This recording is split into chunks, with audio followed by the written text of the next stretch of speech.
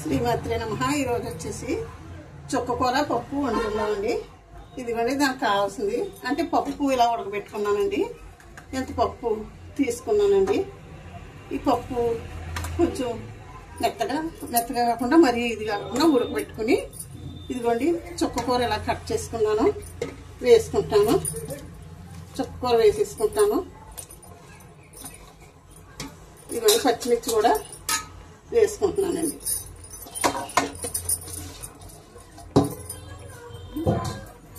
అంటే పప్పు ఉడికిపోయింది కదా, అందుకని చుక్కకూర ఎంతసేపు కదండి, తొందరగానే ఉడికిపోతుంది.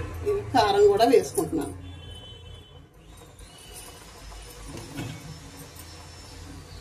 పసుపు కూడా వేసాను. చూడండి, ఇది మూత పెట్టుకుంటే మనకి ఒక్క 2 నిమిషాల్లో మనకు బాగా బాయిల్ అవుతుందండి. ఉల్లిపాయ కూడా కట్ చేసుకున్నాను, ఉల్లిపాయ ముక్కలు కూడా వేస్తున్నాను. చూడండి, ఇది బాయిల్ అవుతుంది కదా, బాయిల్ అయిన తర్వాత మనం పోపు వేసేసుకుందామండి. ఎలా ఉడుకుతుంది కదా పప్పు, చాలా బాగా ఉడుకుతుందండి. ఒక్క 2 నిమిషాలు ఉడికిపోతే మనకి పోపు వేసేసుకోవచ్చు. బాగా ఉడుకుతుంది. చూడండి పప్పు ఎలా ఉడుకుతుందో.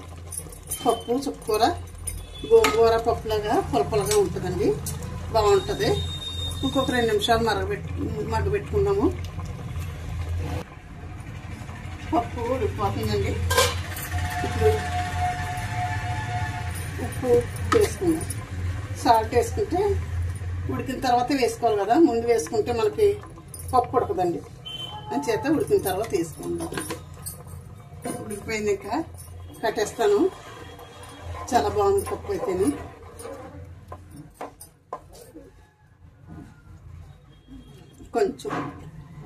కొంచెం సాల్ట్ కూడా వేస్తాను. ఇంకా అంటే ఆకుకూరలో చూసుకుని వేసుకోవాలమ్మా, సాల్ట్ ఎక్కువ వేసేసుకోకూడదు.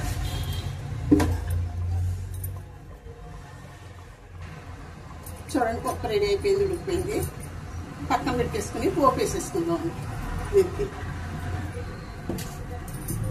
పోపుకి కింద పెట్టాను. ఆయిల్ వేస్తాను.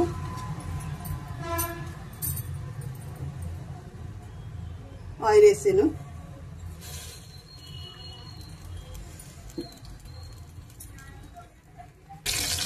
చూడండి కాల్చింది. కొంచెం ఆవాలు వేసాను, కొంచెం జీలకర్ర వేసాను. ఇది ఉల్లిపాయ వేస్తున్నాను, ఎండుమిర్చి కూడా వేస్తున్నాను. ఒకసారి వేసుకున్నాను. వేసుకున్న తర్వాత క్రాస్ చేసుకున్నాను. కరివేపాకు, పోపు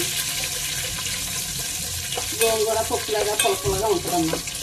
ఆకుకూర వారానికి ఒకసారైనా తినాలి, చాలా బాగుంటుంది.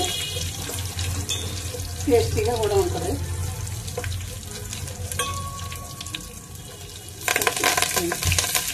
కరివేపాకు కూడా వేసుకున్నాను.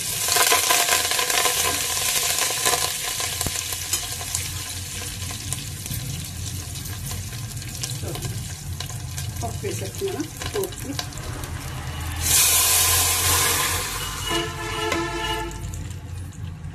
చూడండి చాలా బాగా వచ్చింది కదా పప్పు. చుక్కకూర పప్పు సూపర్ ఉంటుందండి. సరే అండి, ఉంటానండి. వీడియో ముగిస్తున్నాను. లైక్ చేసి షేర్ చేసి సబ్స్క్రైబ్ చేయండి. మీ అందరికీ ధన్యవాదాలు. నాకు చాలా సపోర్ట్ చేస్తున్నారు. ఉంటానమ్మా. శ్రీమాత్రే నమః. శ్రీమాత్రే నమః. శ్రీమాత్రే నమః.